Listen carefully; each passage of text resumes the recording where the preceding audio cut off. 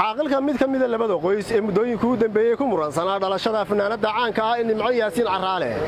oo uu helinayo mid ka mid ah odayaasha qoyskaasi ayaa mar kale waxa ay ka hadleen arrinta la xiriirta fanaanadaasi iyo halka uu marayo kiiska u dhaxeeya labada qoys iyaga oo qoyska reer Yaasiin Caraale ku eedeeyay inay muddo sanad iyo bara ay wali hor iman laayihiin maxkamadda si bay yiraahdeen loo kala qaado dhiigga hidda-sidaha oo ay sheegeen inuu soo afjari lahaa muranka u dhaxeeya labada qoys burco jaamac xirsi oo ilmaadeernahay mawduucaas oo ka dhaxeeya ina Yaasiin Caraale waxaan leeyahay ilmaadeerayaal oo walaalayaal in muddo imaga sanada oo inantani halkan joogtay oo nu diidnay inay tagto oo aanu leenahay tagitaanka ha taginta oo ku saabsan aan kala baxno reerkan oo dhiiggan ha la qaado dhiyaanayg war waxaan leeyahay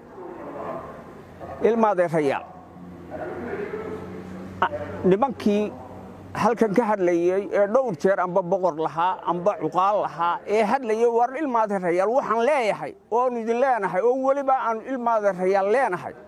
war inantii aan kala baxno hablahan aan kala saarno keena inantii adeega keena inantii keena ilmaadeerayaal si aynu u kala baxno ilaan iska lulan mayne inantana mudday halkan sanad iyo 14 cisho ayay joogtaa halkan oo ay u taagan tahay inaynu maartay inanta ay kala baxaan oo la qaado maartay dhiyaanayga war waxaan leeyahay dawaalayna arkaya Soomaali wayna arkaysaa ka baryootobaya iyo kala baryayo waxaan leeyahay ilmaadeerayaal anagu kuwii wax baryayaan leenahay waxaan leenahay ilmaadeerayaal wax kastaba aanu qabno aanu soo daalno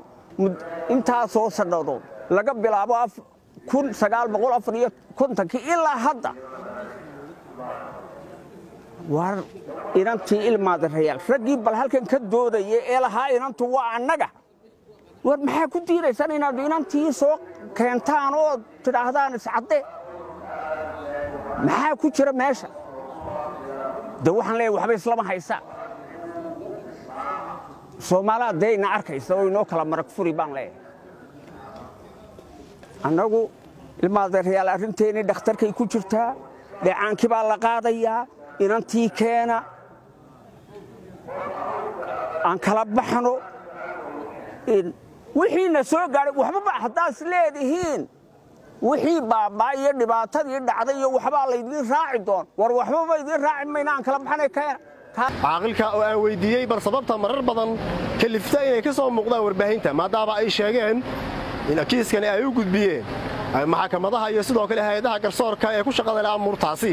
ayaa waxay ugu jawaabeen waxa weeye taasi maxkamadda u taala waxay amarka u siin weyday annagu waanu taagannahay sharciga aan hoos fadhinaa inantayadan dawahba weynala joogto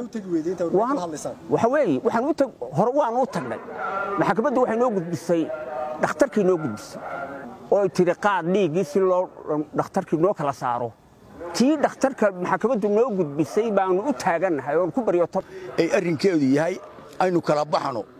oo maanta haddii alla yiraahdo dheecaankii hal laynaga qaado labadeennaba idinkuna iska tagteen magaaladii Hargeysa ka tagteen haddii alla yiraahdo afogaateen waxa u fogaateen baa qabtaan ilmaadeerayaal haddii cuqaal iyo odayaal iyo sulaadiintaba aleedihiin waxa weeyaan Soomaalidu waxay tiraahdaa awrka iyo ninka